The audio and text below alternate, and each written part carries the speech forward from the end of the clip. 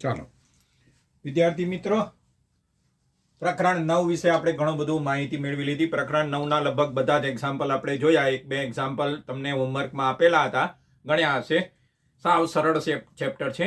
એવું સરળ ચેપ્ટર છે, નવું ચેપ્ટર, પ્રકરણ 10, ધોરણ 10, પ્રકરણ 10, ગણિત વિષયમાં. નામ છે વર્તુળ. ધોરણ 10માં પ્રકરણ 10 વર્તુળ. ગણિત વિષયમાં પ્રકરણ 10 વર્તુળ, જે ધોરણ 9માં સંપૂર્ણપણે લગભગ ભણીને આવ્યા છો તમે. 9મા ધોરણમાં જે ભણ્યા એ આગળ આપણે ભણવાનું છે.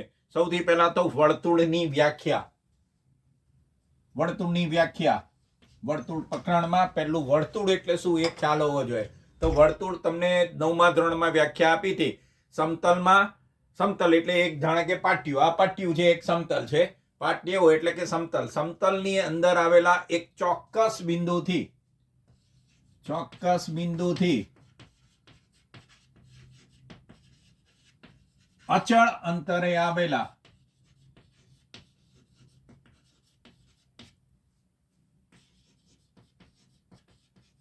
તમામ બિંદુઓના ગણ શબ્દ કદાચ ના આપ્યો હોય તો સમૂહ આપ્યો હોય.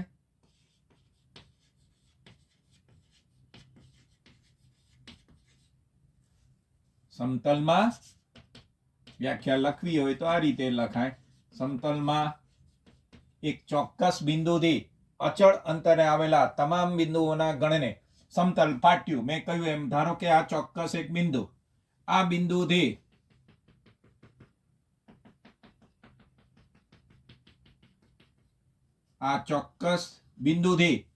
અચળ અંતરે, બધી જ બાજુ સરખું અચળ અંતરે આવેલા તમામ બિંદુઓના સમૂહને વર્તુળ કહેવાય.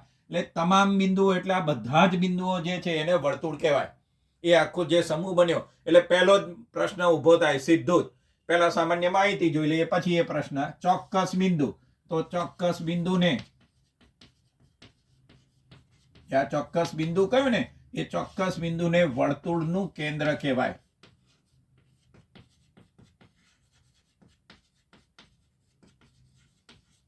સેન્ટર, કેન્દ્રને અંગ્રેજીમાં સેન્ટર તરીકે કહે. એટલે સેન્ટર તરીકે ઘણી બધી વાર સી દર્શાવ્યો હોય કે ઓ તરીકે દર્શાવ્યો. આપણી ચોપડીમાં ઘણી બધી જગ્યાએ ઓ દર્શાવ્યો છે, તો વર્તુળને ઘણી વાર ઓ અથવા સી તરીકે દર્શાવે. એટલે એ તો ખ્યાલ આપણે જે આપતો જશે એટલે ઉલ્લેખ કર્યો જશે, વર્તુળનું કેન્દ્ર ઓ છે, સી છે, પણ બંનેમાંથી ગમે તે સંકેત વપરાય. અને ત્રિજ્યાને અંગ્રેજીમાં રેડિયસ એટલે સ્મોલ આર વડે દર્શાવે છે. ત્રિજ્યાને આર વડે. હવે ત્રિજ્યા એટલે શું? તો જે આ અચળ અંતર કયું, જે અચળ અંતર છે એ અચળ અંતરને ત્રિજ્યા કહેવાય.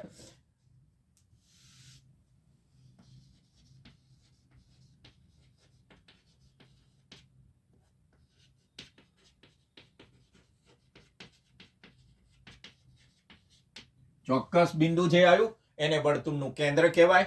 અચળ અંતર આવ્યું એને, એ જે વર્તુળ મળ્યું, વર્તુળ માટે એને ત્રિજ્યા કહેવાય.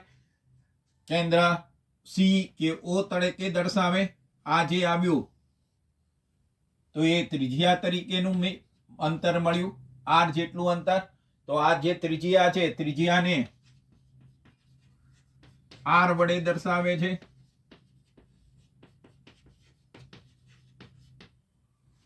આ બધી માહિતી ધોરણ 9ની અંદર જોઈને આવ્યા છો. આપણે નવા મુદ્દા માટે ધોરણ 10ની અંદર જે નવો મુદ્દો છે, તો એ મુદ્દા એનો આમ ખ્યાલ તો આવે જ જાય એવો મુદ્દો છે. એ મુદ્દાને આધારે નવો મુદ્દાઓ બધું શરૂ કર્યા છે. સૌથી પહેલો મુદ્દો આવો આપ્યો છે, વર્તુળ અને એક રેખા હોય એના સામાન્ય બિંદુઓની શક્યતા.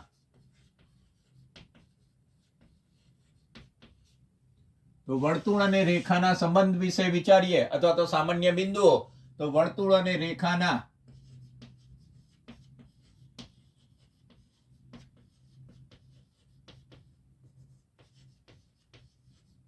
ત્રણ પ્રકારના સંબંધ છે. પહેલો સંબંધ જોઈએ. આકૃતિ, નાનકડી આકૃતિ છે દોરી દઈએ. આ વર્તુળ અને આ રેખા. તો વર્તુળ અને રેખા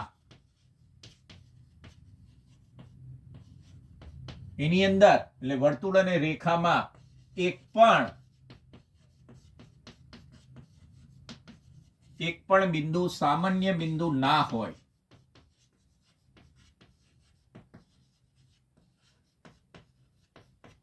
વર્તુળ ઉપર પણ અસંખ્ય બિંદુ આવેલા છે, રેખા પર અસંખ્ય બિંદુ આવેલા છે. તો વર્તુળ અને રેખા ઉપર અસંખ્ય બિંદુ આવે, પણ આ બિંદુઓમાંથી બંનેમાં સામાન્ય હોય એવું એક પણ બિંદુ ના હોય. તો એક પણ બિંદુ ના હોય એવી પહેલી શક્યતા. બીજી શક્યતા,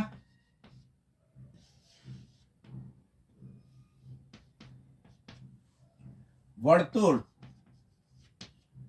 અને રેખામાં એક અને માત્ર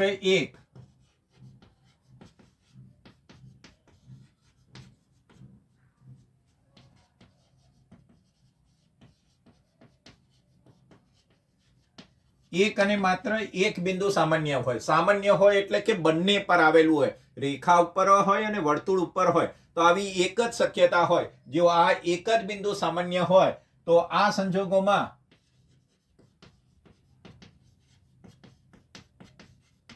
રેખાને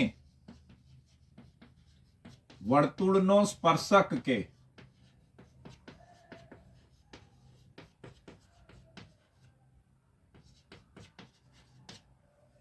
અને આ બિંદુને, આ સામાન્ય જે બિંદુ મળ્યું,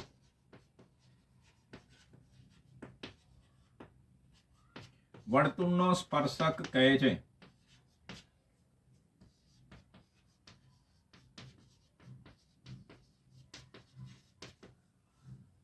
જે સામાન્ય બિંદુ આવ્યું, જો વર્તુળ અને રેખા ઉપર હોય, એક અને માત્ર એક જ બિંદુ આવું સામાન્ય બિંદુ હોય, તો સામાન્ય બિંદુને વર્તુળનું સ્પર્શ બિંદુ કે, જે સામાન્ય જે રેખા એક મળી એ વર્તુળના સ્પર્શ બિંદુમાંથી પસાર થતી રેખા, એટલે કે એને સ્પર્શક કહેવાય. રેખા જે મળી એને આ જે મળ્યું આ શક્યતામાં આ વર્તુળને સ્પર્શક કહેવાય, આ વર્તુળ. ત્રીજી શક્યતા,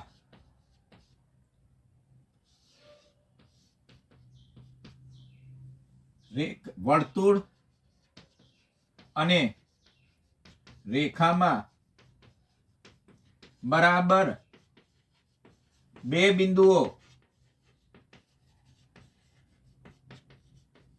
સામાન્ય હોય. એટલે બે બિંદુ એવા છે જે વર્તુળ પર પણ છે અને રેખા પર પણ છે. એટલે બંને પર હોય એવા બે બિંદુઓ સામાન્ય હોય. સ્વાભાવિક છે. રેખા આપણે 9મા ધોરણમાં જોયા, એના આલેખ પણ જોયો, 10મામાં પણ જોયું, આલેખ જોયા 3જા ચેપ્ટરમાં, પહેલા ચેપ્ટરમાં કે આલેખ, સીધી રેખા, દ્વિચલ સુરેખ સમીકરણ, યુગ્મ પ્રકારના. તો એ રેખા જે સ્વરૂપ આવી એ સીધી રેખા, સીધી લીટી પ્રકારની આવે. એટલે એ રેખા એ સીધી જ હોય, ક્યારેય વાંકી ચૂકી હોવાની નથી. તો રેખા સીધી હોય તો રેખા અને વર્તુળના એમાં જોઈએ તો બે જ બિંદુ સામાન્ય હોય. આ સંજોગોમાં, એટલે કે બે બિંદુ જ્યારે આવી રીતે સામાન્ય હોય તો આ સંજોગોમાં રેખાને વર્તુળની છેદિકા કહે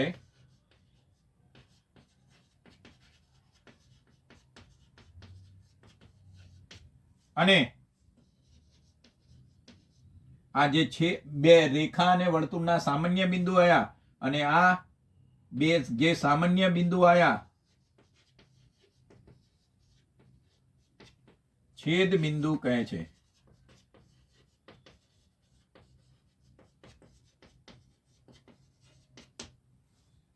સ્પર્શ આવ્યું, રેખા અને વર્તુળનો સ્પર્શક બીજી શક્યતામાં, તો જે બિંદુ આવ્યું એને સ્પર્શ બિંદુ, સ્પર્શક હોય તો સ્પર્શ બિંદુ.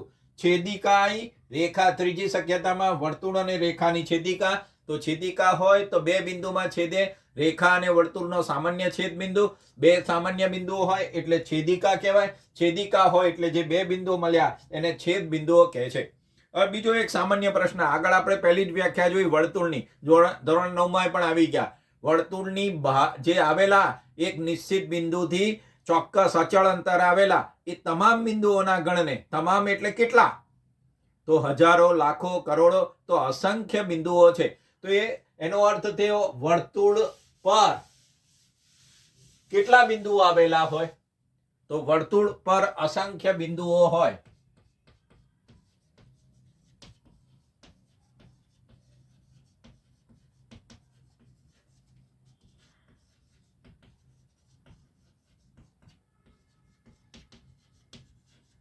વર્તુળ પર અસંખ્ય બિંદુ હોય. પણ આપણે બીજી શક્યતામાં જોઈ, આ વર્તુળ અને રેખાનું એક બિંદુ એવું હોય જે બંને ઉપર આવેલું હોય, એટલે કે સામાન્ય બિંદુ થાય. ને આ સંજોગોમાં એ સામાન્ય બિંદુને વર્તુળનો સ્પર્શ બિંદુ કહેવાય, ને રેખા મળી એને વર્તુળનો સ્પર્શક કહેવાય.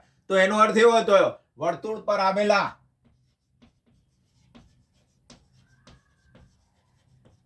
કોઈ એક બિંદુમાંથી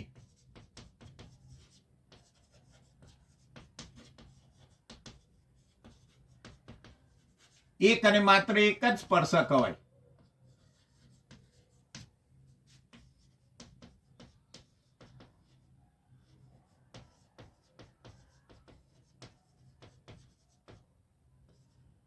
અથવા તો સ્પર્શક દોરાય. વર્તુળ ઉપર આવેલા અસંખ્ય ભલે ને બિંદુ હોય, પણ એક બિંદુમાંથી એક અને માત્ર એક જ સ્પર્શક દોરાય. એક અને એક સ્પર્શક, કારણ કે સ્વાભાવિક છે, આ બિંદુ હોય તો એ બિંદુમાંથી આ સ્પર્શક દોર્યો તો બીજો દોરીએ તો આનો આ થાય, એટલે બંને સ્પર્શક સરખા થાય. એટલે ક્યારેય કોઈ દિવસ બીજો સ્પર્શક ના દોરાય એક બિંદુમાંથી. તો એક બિંદુમાંથી એક દોરાય. તો વર્તુળ ઉપર તો અસંખ્ય બિંદુઓ આવેલા હોય, તો વર્તુળ ઉપર કેટલા સ્પર્શકો? તો વર્તુળને અસંખ્ય સ્પર્શકો હોય છે.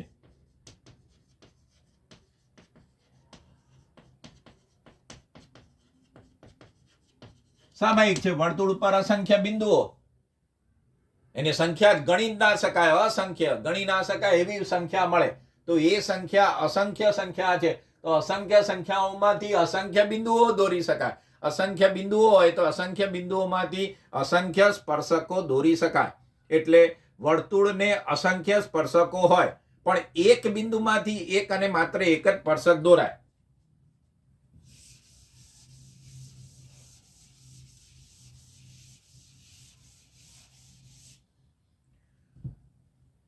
વર્તુળની સામાન્ય માહિતી જોઈ, એમાં જે માહિતી જોઈ એનું સેટ ફરીવાર પુનરાવર્તન જોઈએ, કારણ કે આ માહિતી પાછળ ઘણી બધી ઉપયોગી છે. પહેલી જોઈ વર્તુળ. વર્તુળ એટલે ચોક્કસ બિંદુથી, સમતલમાં આવેલા એક ચોક્કસ બિંદુથી અચળ અંતરે રહેલા તમામ બિંદુઓના સમૂહને વર્તુળ કહે. આ ચોક્કસ બિંદુને વર્તુળનું કેન્દ્ર કહેવાય. જે અચળ અંતર છે એને વર્તુળની ત્રિજ્યા કહે. કેન્દ્રને સામાન્ય રીતે O કે C વડે દર્શાવે છે, અને ત્રિજ્યા છે એના R વડે દર્શાવે છે. આટલી માહિતી જોઈ. પહેલી માહિતી સામાન્ય વર્તુળ, જે 9મા ધોરણમાં આવી ગઈ.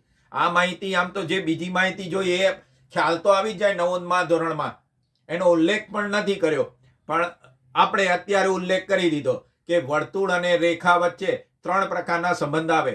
પહેલી શક્યતા, વર્તુળ અને રેખાના એક પણ સામાન્ય બિંદુ ના હોય, એટલે કે રેખા અને વર્તુળ બહારથી આમ જતી રહેતી હોય એવું લાગે.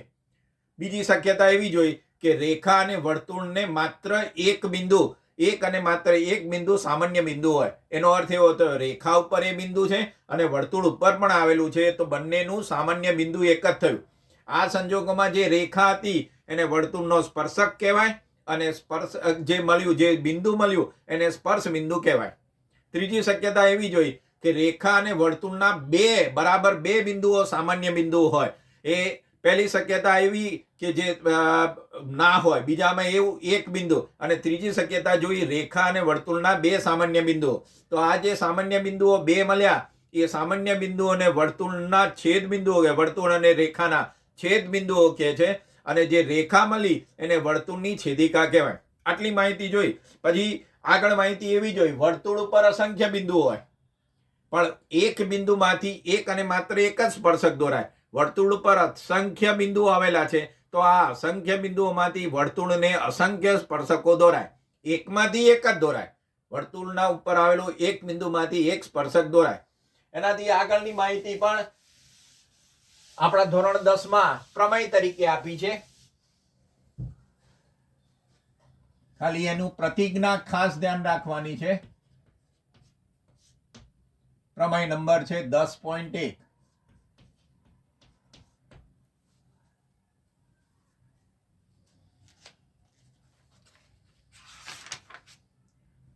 વર્તુળના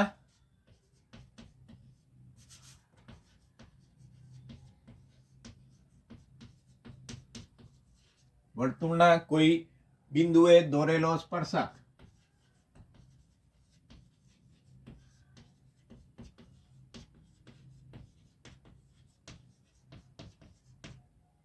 એ સ્પર્શ બિંદુમાંથી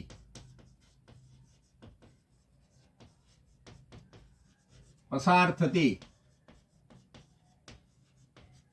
ત્રિજ્યાને લંબ હોય છે.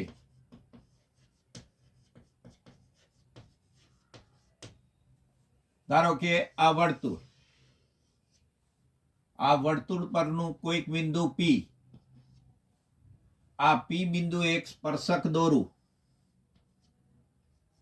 એક બિંદુએ એક જ સ્પર્શક આવે. પી બિંદુએ દોરેલો સ્પર્શક કેન્દ્ર વર્તુળના કોઈ બિંદુ, એટલે વર્તુળ પરનું કોઈક બિંદુ પી છે.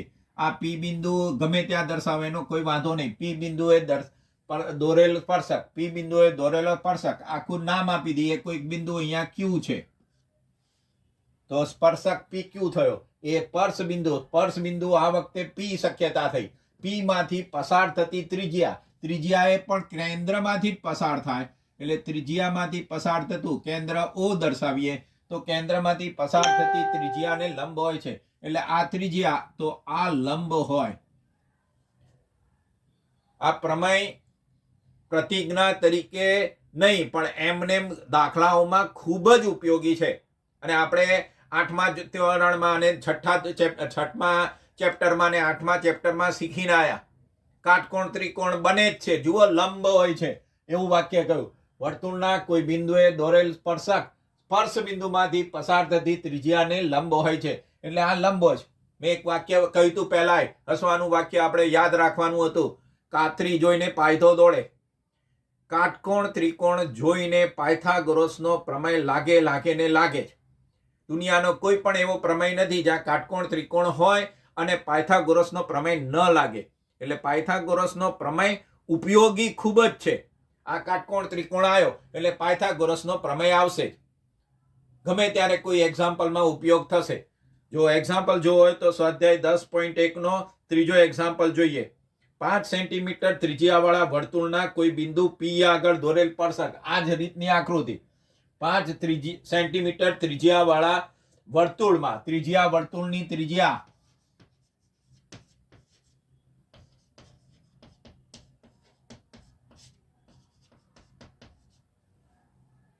વર્તુળની ત્રિજ્યા બરાબર 5 સેન્ટીમીટર. હવે આકૃતિની રીતે જોઈએ તો આપણે આ જે આકૃતિ છે એ આકૃતિમાં ત્રિજ્યા એટલે ઓપી થશે. 5 સેન્ટીમીટર વાળા ત્રિજ્યા વાળા વર્તુળમાં પી બિંદુ આગળ દોરેલો એક સ્પર્શક પીક્યુ છે. આ સ્પર્શક પીક્યુ છે.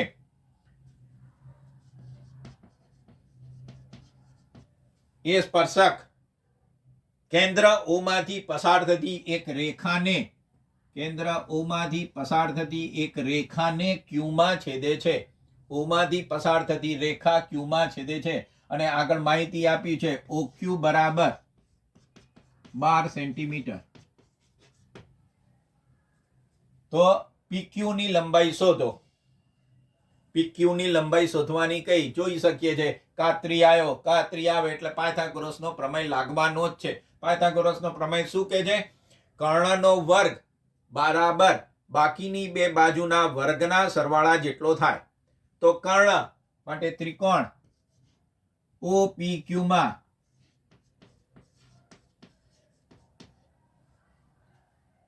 આ પ્રમેયના આધારે એમ કહીએ આ ત્રિજ્યાને લંબ છે, છતાંય ઉલ્લેખ કરી દઈએ ખૂણો OPQ બરાબર 90. માટે પાયથાગોરસના પ્રમેય અનુસાર એવું વાક્ય ન લખો તો પણ ચાલે. OQ સ્ક્વેર બરાબર OP સ્ક્વેર વત્તા PQ સ્ક્વેર. આપણે PQ જોવાનું છે કિંમત, તો PQ ને પહેલા કરતા બનાવી દઈએ. તો PQ સ્ક્વેર બરાબર આ OP સ્ક્વેર આ બાજુ આવે એટલે OQ square minus OP square. તો OQ બરાબર 12 સેન્ટીમીટર આપ્યું છે એટલે 12 નો વર્ગ ઓછા OP એટલે 5 નો વર્ગ. 12 નો વર્ગ 144, 5 નો વર્ગ 25. 144 માંથી 25 જાય તો 119 એટલે PQ સ્ક્વેર બરાબર 119. અંતર છે ત્રિજ્યા છે એટલે ધન જ વર્ગમૂળ આવે એટલે PQ બરાબર વર્ગમૂળમાં 119. એકમ આપેલા છે સેન્ટીમીટરમાં તો આ સેન્ટીમીટર જ હોય. માંગેલું છે OQ શોધો. હવે આ એક્ઝામ્પલમાં ક્યાંય આપણા આ ચેપ્ટરનો ઉપયોગ નથી થયો. બધી જ માહિતી થાય છે એકલી આગળના ચેપ્ટરો, છઠ્ઠું ચેપ્ટર કે આગળ પાયથાગોરસનું પ્રમેય જે ભણ્યા એ ચેપ્ટરનો ઉપયોગ થાય છે. તો આ ખાસ ધ્યાન રાખજો. આવા એક્ઝામ્પલ ગમે તે રકમ બનાવીને પણ પૂછે, ચોપડીનો રકમ હોય તો આ આવી શકે. આગળના શરૂઆતના પ્રશ્નો જોઈ લઈએ. પહેલો 10.1 નો પહેલો એક્ઝામ્પલ, વર્તુળને કેટલા સ્પર્શકો હોય? બધાએ આપણે જોયું.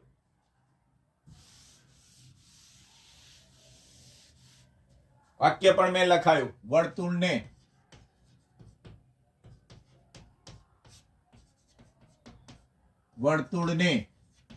કેટલા સ્પર્શકો હોય? તો વર્તુળ પર અસંખ્ય બિંદુઓ છે તો અસંખ્ય બિંદુઓમાંથી અસંખ્ય સ્પર્શકો દોરાય એટલે વર્તુળને અસંખ્ય સ્પર્શકો હોય.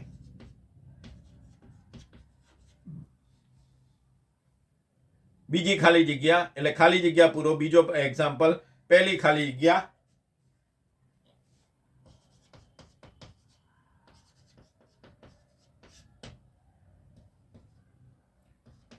નાની નાની બધી ખાલી જગ્યા છે માહિતીની જ. સ્પર્શક વર્તુળને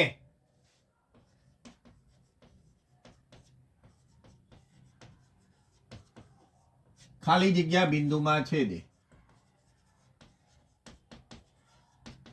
આપણે આગળ વ્યાખ્યાત શરૂઆતમાં જે બીજો મુદ્દો જોયો, સ્પર્શક અને વર્તુળનું એક અને માત્ર એક સામાન્ય બિંદુ હોય એટલે કે સ્પર્શક વર્તુળને એક માત્ર બિંદુમાં છેદે. એક લખો, એક અને માત્ર એક લખો તો પણ ચાલે, એક બિંદુમાં છેદે.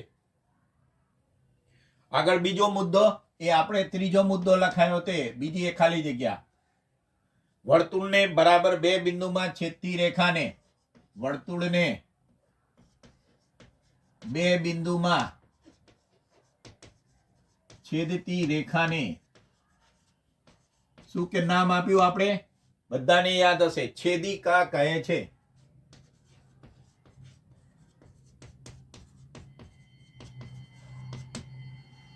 આગળ પછીનો પ્રશ્ન જોયો તો વર્તુળને વધુમાં વધુ ખાલી જગ્યા સમાંતર સ્પર્શકો હોય.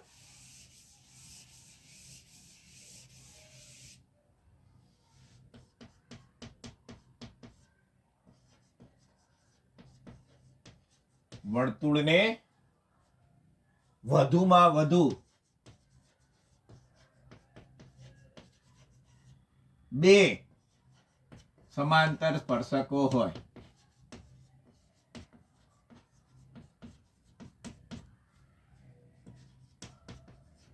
અને ચોથી, વર્તુળ અને સ્પર્શકના સામાન્ય બિંદુને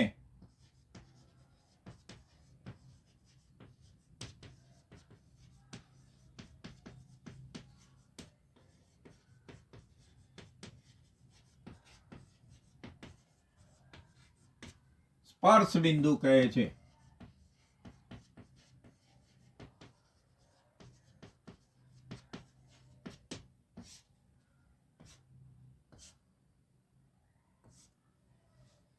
ખાલી જગ્યા છે એ લીટી આપણે દોરેલી છે, તરત ખ્યાલ આવે એવું એ હતું.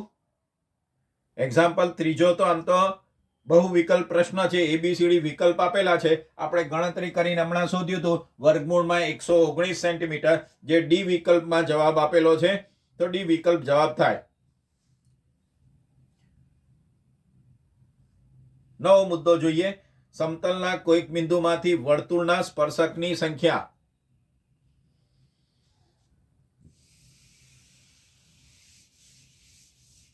સમતલના કોઈક બિંદુમાંથી વર્તુળને દોરેલા સ્પર્શકોની સંખ્યા. મુદ્દાની તરીકે છે, પણ આપણે એમને એમ જોઈ શકાય. આપણે શરૂઆતમાં આકૃતિ દોરી, સમતલ ઉપર આવેલું કોઈક બિંદુ અને વર્તુળ હોય તો એના માટે ફરીથી 3 પ્રકારની શક્યતા આવે. આ બિંદુ એક શક્યતા, બીજી શક્યતા અને ત્રીજી શક્યતા. ત્રીજી શક્યતાને પહેલી શક્યતા તરીકે લખેલી છે. તો પહેલી શક્યતા જોઈએ તો વર્તુળ અને કોઈ એક બિંદુ, સમતલમાં આવેલું કોઈક બિંદુ વચ્ચે કેટલા સ્પર્શકો દોરી શકાય. તો પહેલી આકૃતિ આ વિચારીએ. વર્તુળની અંદર આવેલું બિંદુ હોય એમાંથી વર્તુળને એક પણ સ્પર્શક દોરી ના શકાય. ફરીથી વાક્ય, વર્તુળની અંદર આવેલા બિંદુમાંથી વર્તુળને એક પણ સ્પર્શક ના દોરાય.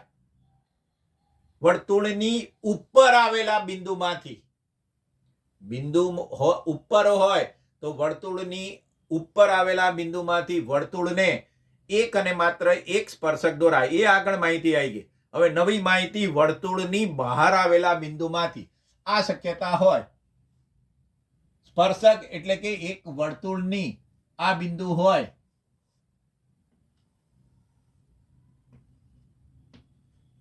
આ ઓ કેન્દ્ર વાળું વર્તુળ, બિંદુ કોઈક બહારનું બિંદુ પી છે, તો વર્તુળ આ જે કહીએ, ધારો કે ક્યુ હોય, આ ધારો કે એ એમ કે પી ક્યુ આર લઈએ. આ બંને લંબ હોય એ તો આપણને ખબર છે. તો સ્વાભાવિક છે વર્તુળની બહારના બિંદુમાંથી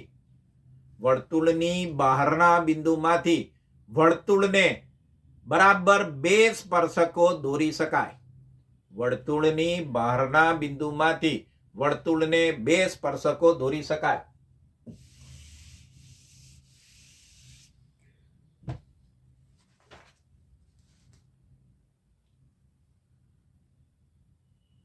આગળ બીજી પણ માહિતી આપી દીધી જોડે.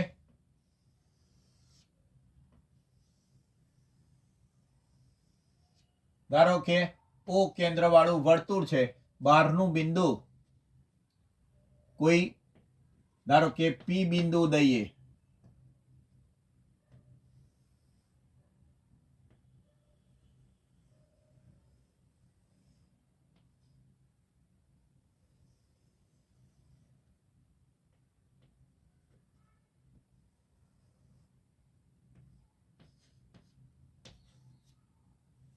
તો વર્તુળની બહારના બિંદુમાંથી, પી બિંદુમાંથી વર્તુળને 2 સ્પર્શકો દોરાય, એ માહિતી જોઈ. એનાથી આગળ એક નવી માહિતી છે, કામ લાગશે. વર્તુળની બહારના બિંદુમાંથી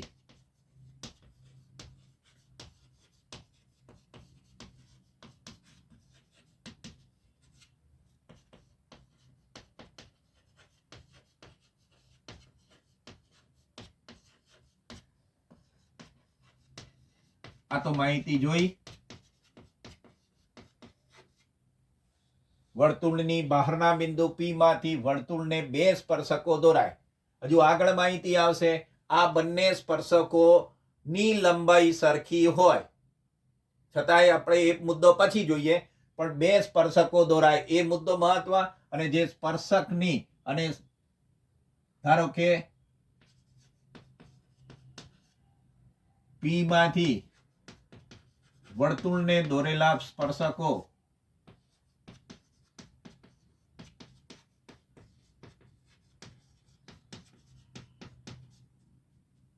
પી આર અને પી ક્યુ છે.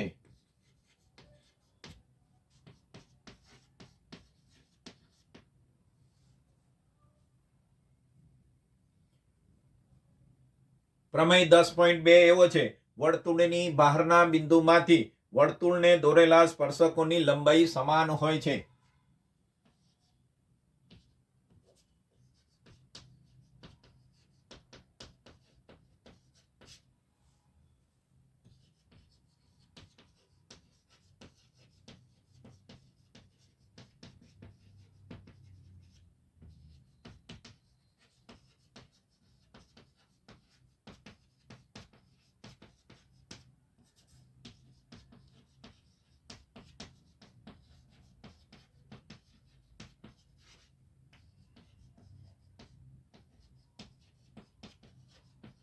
એટલે કે આ માહિતી છે વર્તુળની બહારના બિંદુ P માંથી વર્તુળને બે સ્પર્શકો દોરેલા છે PQ અને PR.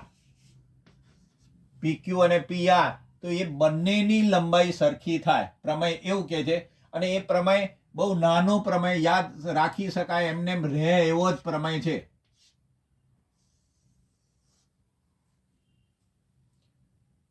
ત્રિકોણ PRO અને ત્રિકોણ PQO માં પહેલું તો OQ, આ OQ એ વર્તુળની ત્રિજ્યા થઈ, OR પણ વર્તુળની ત્રિજ્યા થઈ.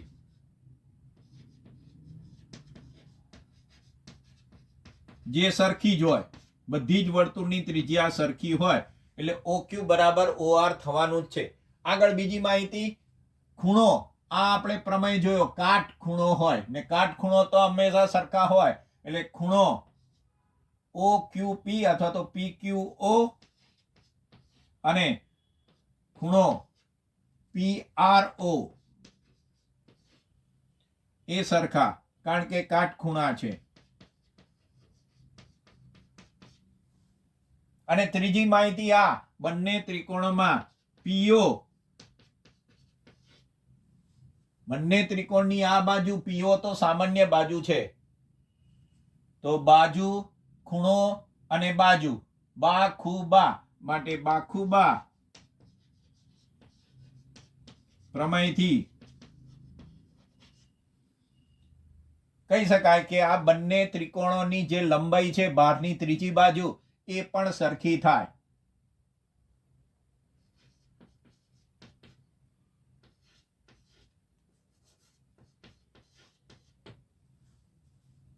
બાખુબા પ્રમેયના આધારે બંને એ સરખા થાય, કારણ કે બે ત્રિકોણો સમરૂપ થાય. ત્રિકોણો સમરૂપ થાય એટલે એની બે બાજુ સરખી થાય. તો આ મુદ્દો ખૂબ અગત્યનો છે, ઉપયોગી છે. પરીક્ષામાં પ્રમેય લગભગ આ સિવાયના બીજા પ્રમેયો પૂછે છે, પણ આ પ્રમેય એક્ઝામ્પલને સાબિત કરવાના એક્ઝામ્પલમાં, ગણતરી કરવાના એક્ઝામ્પલમાં આ પ્રમેયનો ઉપયોગ ઘણો બધો થાય છે. પહેલો પ્રમેય એવો જોયો, સ્પર્શક એ ત્રિજ્યામાંથી પસાર થતી રેખાને અથવા તો સ્પર્શ બિંદુમાંથી પસાર થતી ત્રિજ્યાને લંબ હોય છે. પહેલો એ જોયો. અને આ બીજો જોયો કે વર્તુળની બહારના બિંદુમાંથી વર્તુળને દોરેલા બંને સ્પર્શકો સરખા હોય છે. તો આનો બેનો ઉપયોગ ઘણો બધો થશે.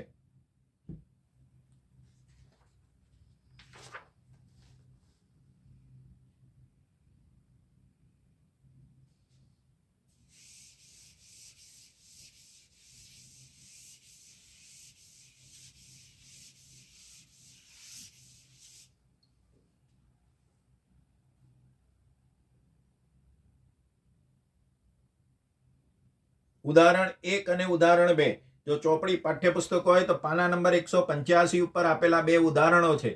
એ બે ઉદાહરણો પરીક્ષામાં યાદ રાખવાના, ઉદાહરણો યાદ રાખવાના નથી કહેતો, પણ એની જે રકમ આપી છે એ રકમના મુદ્દા બીજા બધા એક્ઝામ્પલ માટે ઘણા બધા ઉપયોગી છે. બે મુદ્દાઓ એવા છે, બે સમકેન્દ્રી વર્તુળોમાં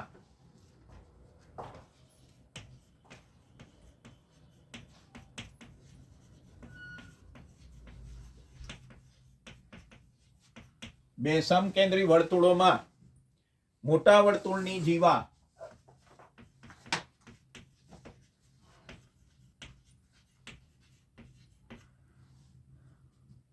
નાના વર્તુળને સ્પર્શતી હોય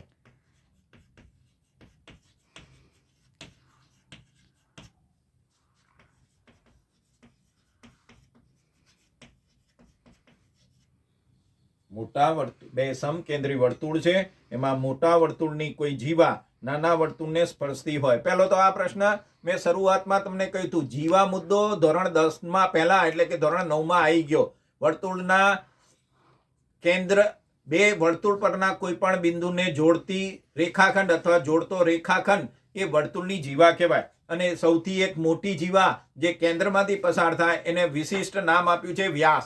એ પણ ખબર છે વ્યાસ એ કેન્દ્રમાંથી પસાર થાય અને સૌથી મોટી જીવા છે. જે એનું બરોબર મધ્યબિંદુ એ જે વ્યાસ આવ્યો એનું મધ્યબિંદુ વર્તુળનું કેન્દ્ર થાય. તો મધ્યબિંદુથી વર્તુળ એટલે કેન્દ્રથી વર્તુળ સુધીનું અંતર એ ત્રિજ્યા કહેવાય. એટલે વ્યાસ એ ત્રિજ્યાથી 2 ગણો મોટો હોય. એ બધું સામાન્ય માહિતી આપણે ધોરણ 9માં જોઈને આવ્યા છે.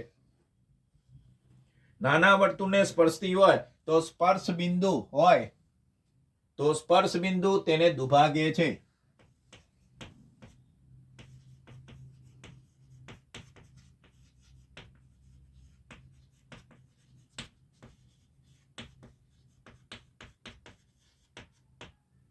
બે સમકેન્દ્રી વર્તુળો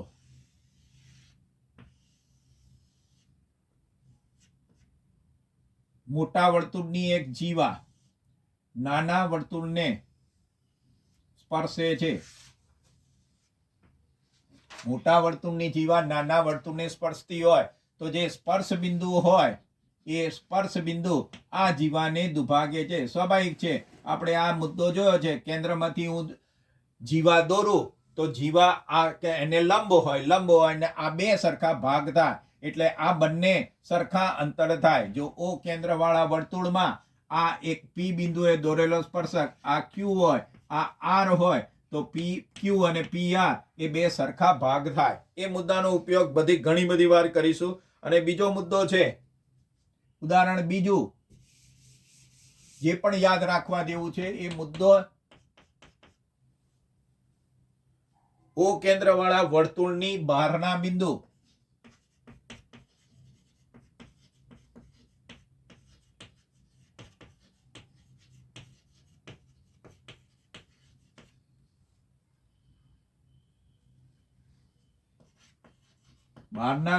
T માંથી વર્તુળને દોરેલા સ્પર્શકો TQ અને TP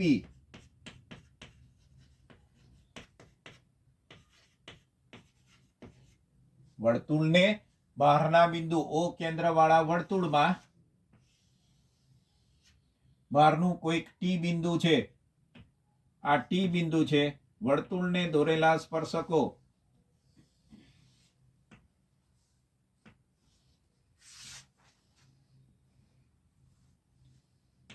TP અને TQ છે. આ તો આપણે આગળ જોઈને આયા TP અને TQ નું માપ સરખું હોય છતાંય આગળ બીજી માહિતીમાં આ માહિતી અને તો ખૂણો PTQ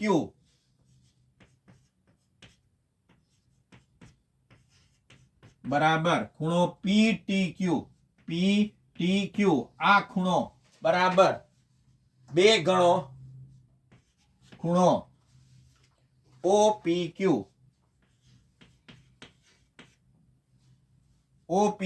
ખૂણો OPQ ખૂણો આ ખૂણા કરતા આ સીધી રેખા દોરું તો આ જે ખૂણો હોય OPQ કરતા બમણો, એવી રીતે આ ખૂણા કરતા પણ OQP કરતાય બમણો, આના કરતા બમણો થાય. એટલે તમે ધ્યાનથી જુઓ તો આ ખૂણો આનો બમણો જ થશે.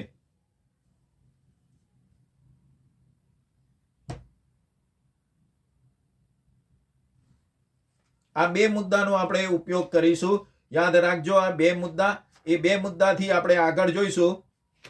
આવતી વખતે ફરીથી આગળ વર્તુળમાં મળીએ. ચલો મિત્ર, ફરીથી મળીશું. Good bye.